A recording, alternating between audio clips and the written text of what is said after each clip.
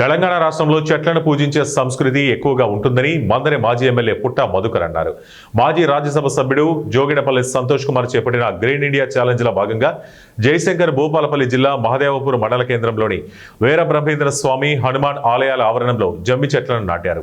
ఈ సందర్భంగా పుట్ట మధుకర్ మాట్లాడుతూ జోగినపల్లి సంతోష్ కుమార్ ఆలోచన చాలా గొప్పదని, భావితరాల భవిష్యత్తుకు చెట్లు ఎంతో ఉపయోగపడతాయని ఆలోచనతో గ్రీన్ ఇండియా ఛాలెంజ్ తీసుకోవడంతో పాటు చెట్లకు ప్రజలకు అనుసంధానంగా పనిచేసేలా కార్యక్రమాలు చేపడుతున్నామన్నారు.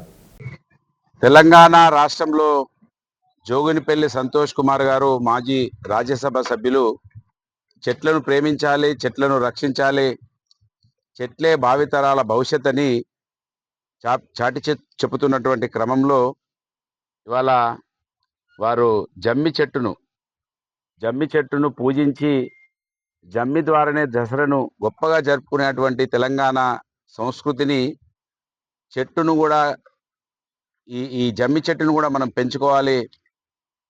ఏ చెట్టునైనా పూజించేటువంటి సంస్కృతి భారతదేశంలో, దాంట్లో మరీ ముఖ్యంగా తెలంగాణలో బతుకమ్మ పేరుతోటి పూలను పూజించేటువంటి గొప్ప సంస్కృతి ఆడవాళ్ళతో కార్యక్రమం ఉంటుంది కనుక చెట్లను ఇంకా గొప్పగా ప్రజలను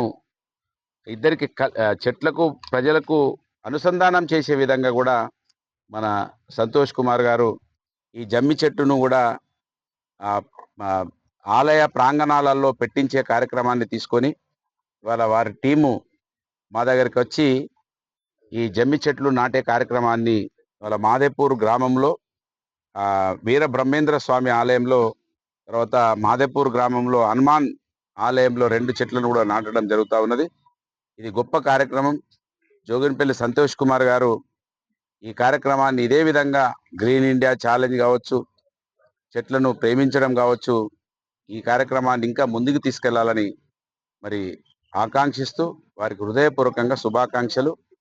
ఈ కార్యక్రమంలో పాల్గొన్న మా బీఆర్ఎస్ పార్టీ శ్రేణులందరికీ కూడా హృదయపూర్వకంగా ధన్యవాదాలు, నమస్సుమాంజలు.